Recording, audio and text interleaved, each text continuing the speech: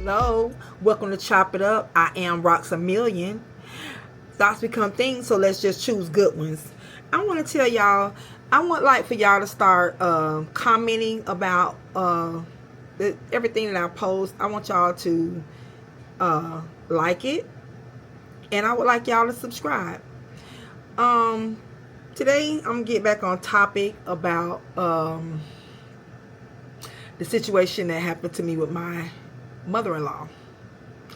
So I'm going to give you a little insight on the reason why I want to tell my story.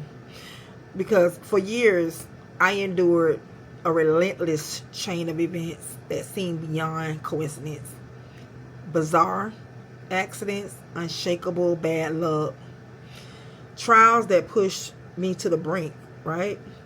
At the center of it all was my mother-in-law, who, while presented herself to be this righteous Christian, she was secretly using witchcraft to destroy my life, and even probably try to end it. Well, I know for a fact because I had a lot of health crises and accidents. Her spells, they weren't just frightening, they were life-altering. The events that I lived through left me questioning everything about faith, human nature, and unseen forces that govern our lives. What I experienced, it wasn't just a story. It was a battle for survival against the invisible enemy with terrifying power. I was like, am I going to tell this or not? I chose ultimately with my husband's, approval, because it's just not my story, it's his story too. And we decided to tell the story. And then my aunt, the one that was in the other video, my Aunt Minnie, she was like, don't tell the story when people are dead. Not saying that I wish death on anybody, but it's kind of a cowardice to bring up something when somebody did. Like, oh, all these bad things that I'm going to be telling y'all and the bad things that did happen. It would be disheartening to say, why you didn't say that while the people was alive? Why you want to tell a story now that people dead? But the main thing about everything is that this story has raw emotion. You know what I mean? It's spine-chilling twist and profound questions that could resonate deeply with anybody that's human and have a soul. And I wanted to tell my story because that's a way for me to have closure. Because I can't say I have closure. I've dealt with it. I've overcame everything that happened to us. We overcame it. But at the same time, it happened. And my acknowledgement of this happening to me and to us, it gives me closure. It's a final chapter of everything that's happened. So the last time I was telling y'all, I was talking about we got mopped out the house. Okay. So at this time, he's back at Almina and Hutch house, and I'm in Pompano with my daughter at Minnie's house. And during this time, me being there, I end up getting pregnant. So I'm pregnant with twins.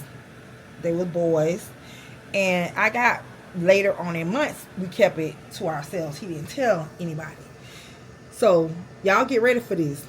How about when he told me, he told her. When he told me, he said, oh, she happy for me. She happy for us. I said, really? Okay, that's good. So it wasn't even 2 weeks. I'm bleeding now. So I'm spotting. And the night that I start cramping and I was spotting, I called his phone. Apparently he was asleep, so he wasn't answering. So I called her And I said, I was telling her that it's an emergency, that I need to speak to him. And she was like, he's asleep. I say, well, can you wake him up? She say, no, I'm not finna wake him up. I say, it's an emergency. Well, when he get up, I'll tell him. So that same Aunt Minnie, my aunt say, call her back and give me that number.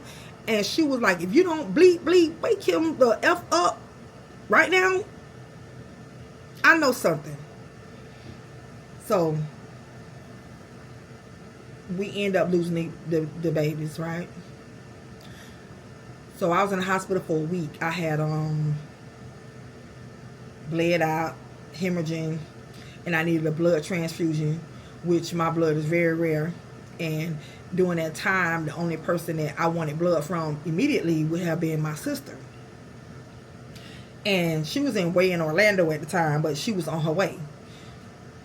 I was taking Geritol liquid. I was drinking it out of straw. That's how to try to build blood back, because I was really sick, really weak, because of course, they didn't have my blood in stock. So when I finally got out of the hospital a week later, he tells me, he say, my mom want to talk to you. She wants you to come over to the house to talk to her. So in the back of my mind, I'm thinking, it's going to be something positive and, something uplifting and encouraging after everything I've been through. Because I wanted a son so bad. And this time I had two, and they were identical. So that was really exciting for me. But, it didn't happen. At any rate, I go over there. So I'm sitting there, and her sister come out. Her sister dead now. What am I gonna name this thing here? The youngest sister. I don't know. I don't have a name for her. But anyway, she tells me, she said, you didn't need them babies anyway. That'd have been more children for my sister to have to take care of. I'm like, no freaking way. This lady ain't just say this to me. And I say, what? And she was like, yeah, my sister have to take care of those kids. I say, no, your sister don't have to take care of children that belong to me. I take care of my own kids. I ain't never asked nobody to take care of my children. So, I say, and guess what? I say, you shouldn't have to worry about my babies anyway, because I breastfeed. Now, my babies don't drink powdered milk. But I was pissed off. It took everything in me not to cuss them people out. Because she didn't open her mouth. Her sister did all the talking. So when I got in the car, I called him. He was at work. I was like, why did you call me over here for this bull? And he was like, what happened? And I told him what it said. He said, man, they ain't say that. I said, yes, they did say that. No, man, they ain't say that. So he called him, and that lady say, oh, she didn't say that. So he called back. He say, I ain't gonna tell you they said that that she said that she didn't say that. I said, she telling the MF lie. I said, that black bleep bleep bleep bleep bleep did say that to me. So then she was like, oh, tell her to come over here. We want to talk to her. So at this time, my sister was like, well, they want to talk to you. Go talk to them. Because they want to say that they didn't say that, and I'm telling them they did say that. So she's trying to bring me to her face. So in the back of their mind, they was thinking, okay, she'll never show up, because initially I wasn't coming over there. Because if I had to go over there, I was going to go off. You know what I'm saying? So I'm like, no, I'm not going over there, because I'm not going to be disrespectful. So my sister was like, well, you're going to do what Granddaddy taught you. Be respectful. Listen to what they got to say. And just tell her to her face that she's lying. And what they're saying is not the truth. So when he initially called, I told him, I said, I'm not going over there. So they was pushing it. Oh, was she scared to come talk to us? So I said, okay. After I talked to my sister, I said, oh, I'm coming. I'll be there. Now they don't want me to come. He need to let that go.